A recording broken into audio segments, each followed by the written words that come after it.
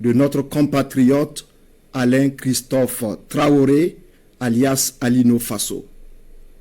Dans un communiqué du procureur de la République de Côte d'Ivoire, largement relayé sur les réseaux sociaux, Alino Fasso serait décédé le jeudi 24 juillet 2025 à l'école de gendarmerie.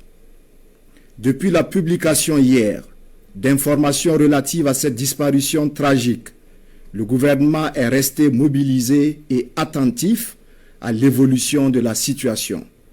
Il relève que, jusqu'à cet instant précis, aucune notification officielle ne lui a été faite par les autorités ivoiriennes sur la mort en détention de notre compatriote.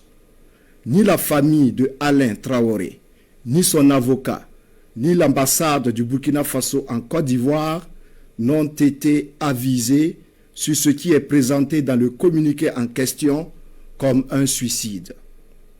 Le gouvernement, par le biais du ministère des Affaires étrangères, de la coopération régionale et des Burkinabés de l'extérieur, a donc convoqué d'urgence la chargée d'affaires de l'ambassade de la République de Côte d'Ivoire au Burkina Faso aux fins de s'expliquer sur le sort de notre compatriote, laquelle chargée d'affaires a, hélas, confirmé l'effectivité du décès de Alain Christophe Traoré, alias Alino Fasso.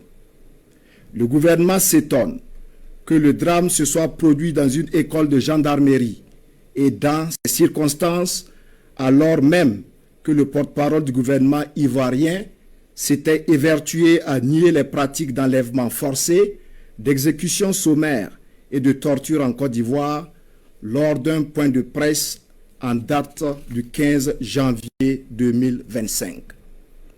Toutes ces déclarations d'intention sur la transparence et le respect des droits humains contrastent paradoxalement avec la gestion ténébreuse de ce dossier soldé par la mort plus que suspecte de notre compatriote Alain Traoré. Le gouvernement s'interroge sur les motivations réelles de sa détention dans une caserne de gendarmerie plus de 6 mois après son interpellation et sans procès.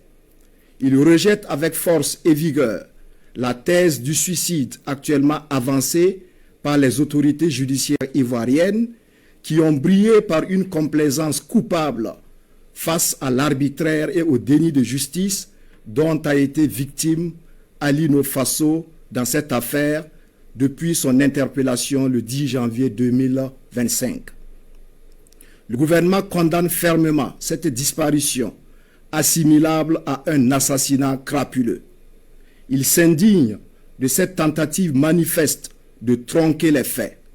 En effet, alors que le décès aurait été constaté le jeudi 24 juillet, il a fallu 72 heures pour que l'information soit portée dans l'espace public sur la foi d'un communiqué du procureur de la République près le tribunal de première instance d'Abidjan, dont l'authenticité était difficile à établir.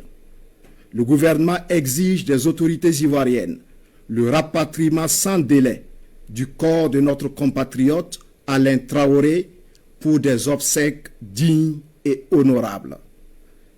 Il est sensible à la vague de condamnation et de réprobation soulevée par l'annonce brutale de sa mort dans des conditions qui rappellent les mœurs barbares et sinistres d'un autre âge. Il comprend toute l'émotion que cela suscite au regard de la dimension de l'homme et de son engagement en faveur des causes humanistes, mais invite au calme et à la retenue. Le gouvernement interpelle les autorités ivoiriennes sur l'exigence de vérité et de justice pour Alain Christophe Traoré, dont la mort tragique laisse une famille endeuillée dans une douleur incommensurable et des millions de nos compatriotes révoltés et sans voix au regard de l'engagement citoyen de l'homme. Le gouvernement rassure qu'il reste saisi de ce dossier sur la détention et la mort de notre compatriote et appelle l'État de Côte d'Ivoire ainsi que le gouvernement ivoirien à une transparence totale dans la gestion de cette affaire. Le gouvernement reste engagé au suivi de ce dossier jusqu'à la manifestation totale de la vérité.